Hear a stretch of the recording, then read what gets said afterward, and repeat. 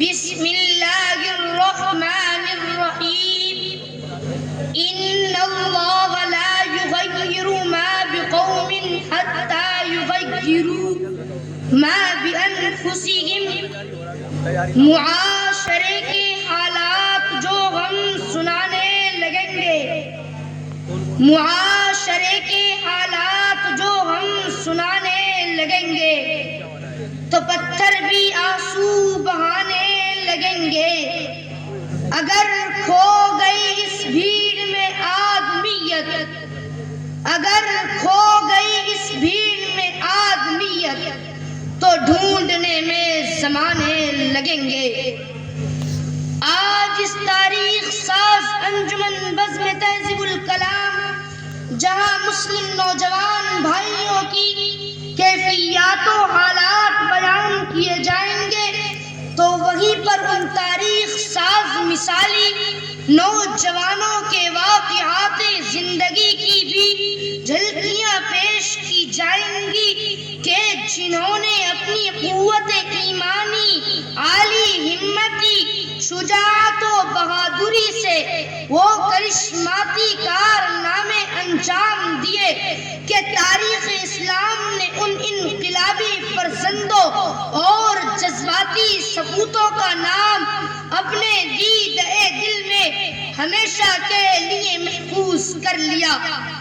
آپ ذرا اوراق تاریخ کھنگالئے تو آپ کو معلوم ہوگا کہ مسلمانوں کی تاریخ بڑی تابناک رہی ہے.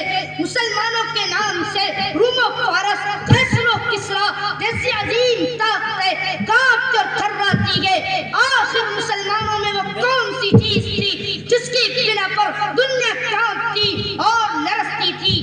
میرے غیور نوجوانوں، اس سوال کے جواب کے لیے جب ہم تاریخ کی کتابوں میں غوطہ زنی کرتے گے تو یہ بات ہمارے سامنے اصغر من الشمس ہو جاتی ہے کہ مسلمانوں کی ترقی اور شعب و دبدبے کی سب سے بڑی وجہ ان کے نوجوان تھے. چونکہ ماضی اور حال کے نوجوانوں میں نمایاں فرق نظر آتا ہے.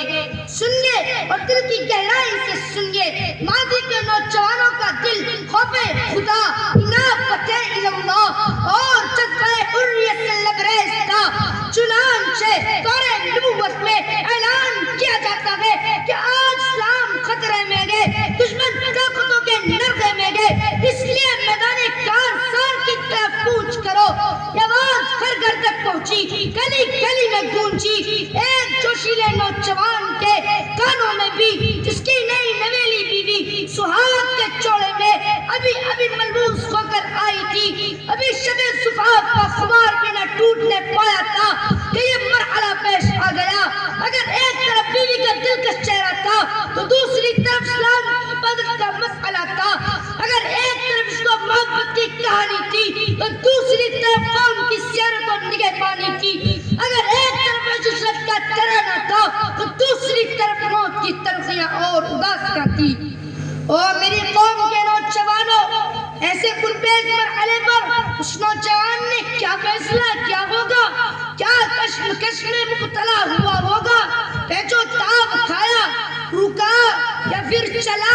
تو میں یہ عرض کر دوں کہ جوش و جذبے نے ایسی کروٹ بدلی، شوق جہاد اور آرزو شہادت نے اتنا بے قابو بے قرار کیا، ڈرنا اور ٹھٹکنا تو دور کی بات، بلکہ اس نے چراغت میں مشغول تھا، اسے بھی مکمل نہ کر سکا.